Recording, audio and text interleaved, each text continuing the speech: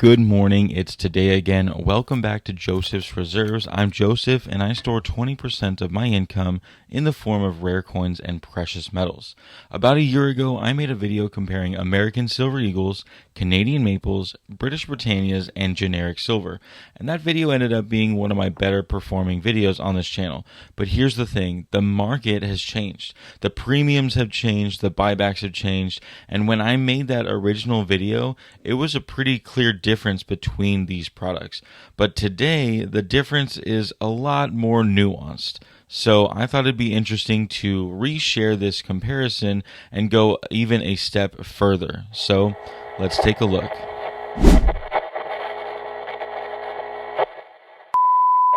Congratulations to Cinda Abbey for being the first to comment on my last video. Racing to the comments is one of the best ways to support my channel, so if you would like to have your name shouted out in my next video, make sure you're subscribed and have the bell notification on so that you know exactly when I drop the video, and all you have to do is be the first one to the comments.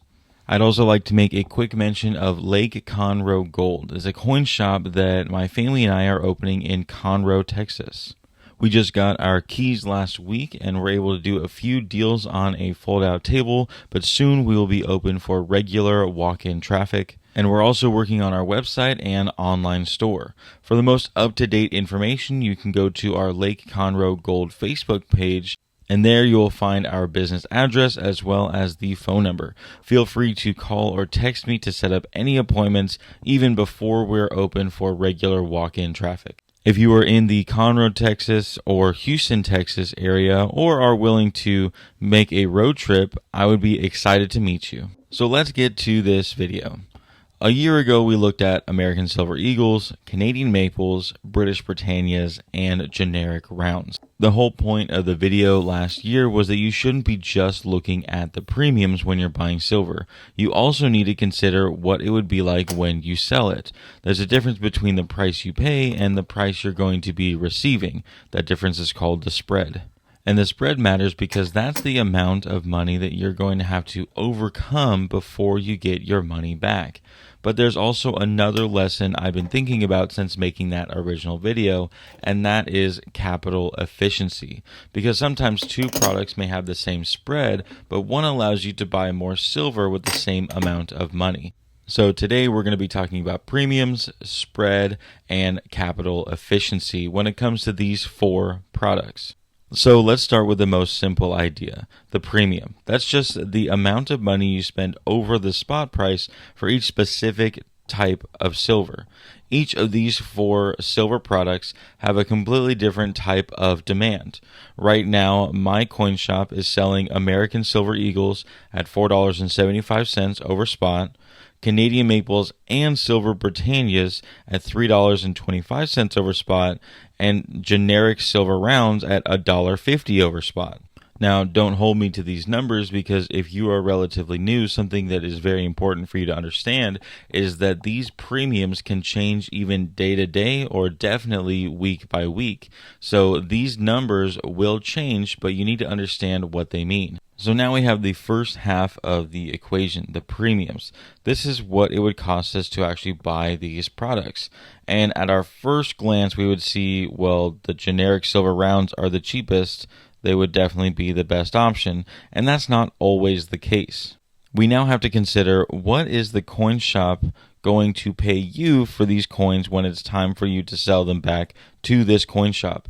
So now let's take a look at what my coin shop is paying people for each of these four products. To keep it real simple, I'll just go in order. For the Silver Eagle, it's $1 under spot.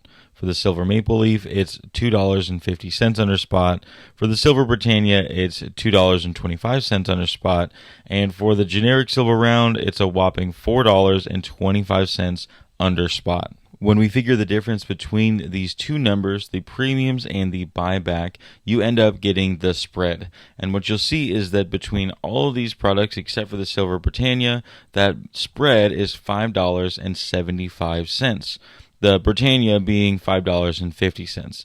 But I'll be honest, this is the first time in quite a while I've seen wholesalers paying more for a Silver Britannia than a Maple Leaf. This could be a simple case of local demand. Either a large order of Britannias came in, or maybe they're overbought in Canadian maples. Regardless, that is the case for this exact moment. If you were to compare these numbers to my video a year ago, you'd see the simple truth that it used to be that each of these 4 products were treated very, very differently from another, and very differently than they are today. So what happened? Well, after the huge run-up this year in January, the market was somewhat thinking silver is silver. When silver is moving rapidly, there's a tendency for people to care less about exactly which silver they're buying. They're just trying to get exposure to silver. And when that happens, the premium differences between products can compress quite a lot. Now, we're starting to see some of that product-specific demand come back. Eagles are a little bit more popular again. Britannias have some new demand, and maples are still very popular. And then you have generic silver rounds, which have always been the cheapest yet very popular option. But there is still a lot of hesitation in the market to pay dramatically more for a product just because it's a little bit more popular. And that's important because premiums are not permanent. They change with the market. And if we get a long enough period where silver trades sideways, the market may become more comfortable with particular prices, and those premiums could separate again. Or if silver starts moving dramatically higher again, maybe that doesn't happen at all. We don't know exactly for sure, and that's why we need to start understanding these numbers rather than simply assuming one product is always the best. So let's turn this into something we can actually use, something really practical. I call it the $1,000 test. If you were to walk into my coin shop with $1,000 and you wanted to buy all of one of these products with that $1,000, how much would you actually leave with? Well, with each of the sovereigns, the Silver Eagles, Silver Maples, and Silver Britannias, you would end up buying 13 ounces. And for the generic silver ounces, you would end up with 14 ounces.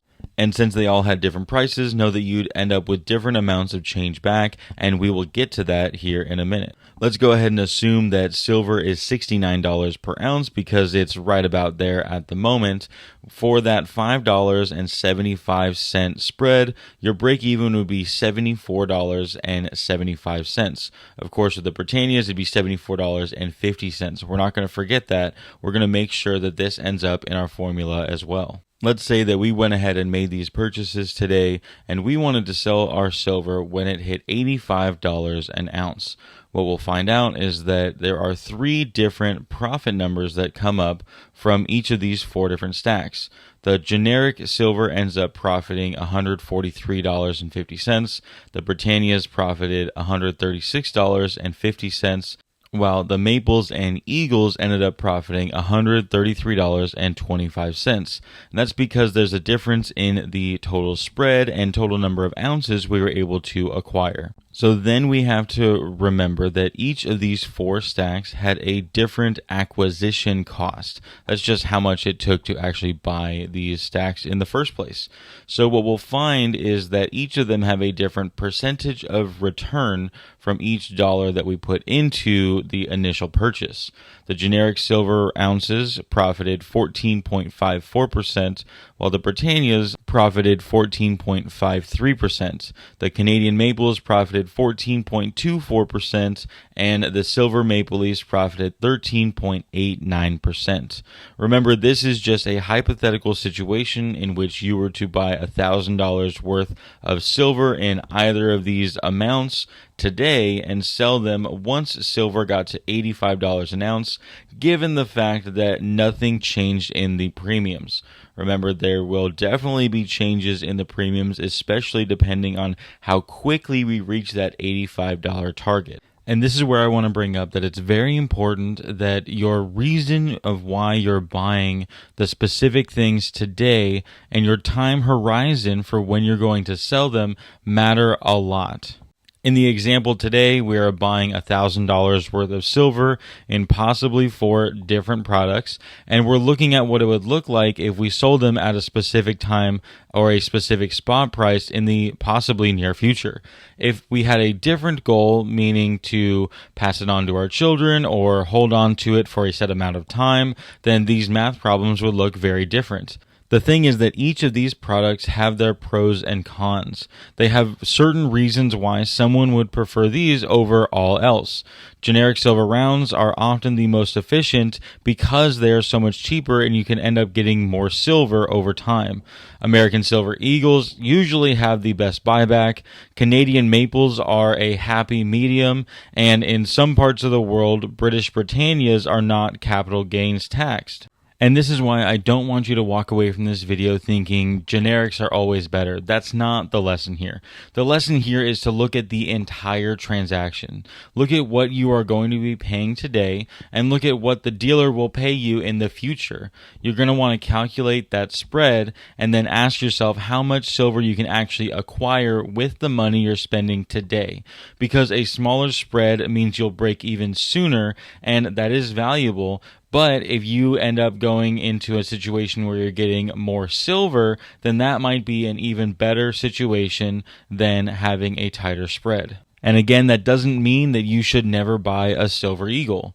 If you love Silver Eagles, then buy Eagles. If you love Maples, buy Maples. If you love Britannias, buy Britannias. There's nothing wrong with buying or owning any of these single products.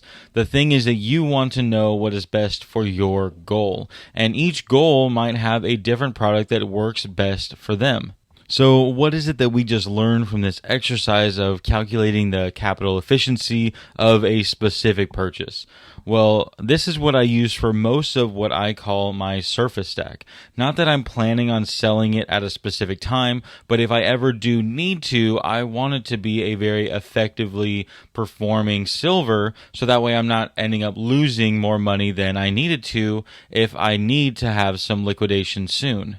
Another example is that how I choose to go into gold is that I dollar cost average into silver and then do what I call silver cost averaging into gold. So a lot of the times when I'm buying gold, I'm selling my silver to then buy that gold. And in that case, I want to be the most efficient as possible.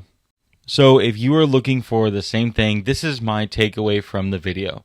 Whenever you're shopping for silver, compare the spreads. If you find a product with a lower spread, understand that it'll take a smaller move in spot for you to reach your theoretical break-even point. And don't stop there. Ask yourself, how much silver am I actually getting? How much capital am I putting into each ounce? And how liquid is this product likely to be in the future? But if highest efficiency isn't really what you're trying to go for, maybe you're looking more long term. You're thinking that you want to get this to your children or your grandchildren, then the liquidity factor becomes a very huge proponent. If you want American Silver Eagles because they have the best buyback and your children are going to benefit the most from that specifically, then that is a completely different type of goal. And if you haven't seen last year's video, definitely go take a look at it and understand that this was filmed at prices a year ago. But what you'll learn is that the market can change. The premiums you see today might not be the premiums you see 6 months from now or even tomorrow. The buybacks you see today will definitely not be the buybacks you see 6 months from now. The most popular coin today might not be the most popular coin tomorrow. And that's exactly why I don't want you to memorize always buy Eagles or always buy generics. Instead, learn how to look at these numbers. So start with the premiums, calculate the spread, look at the amount of ounces you're going to be getting, and keep in mind the actual capital you are putting in. Then decide what makes the most sense for you and your goal. Because the best silver isn't always the lowest premium, it's not always the best buyback, and it isn't always the lowest spread. The best silver is the one that fits your goal. So if you like today's video, make sure you give it a thumbs up. Go down into the comment section for any questions or comments about this topic. Share the video to someone you think may enjoy it, and subscribe if you haven't already. To my long-term subscribers, thank you so much for your continual support. Make sure you check out josephsreserves.com for the merchandise, the zip-up bags, the coffee mug, and the It's Today Again coffee. And look up Lake Conroe Gold to find us on Facebook to find out what we're doing today. But most of all, thank you so much for watching. And just remember, every ounce adds up. So no matter how small, just keep stacking.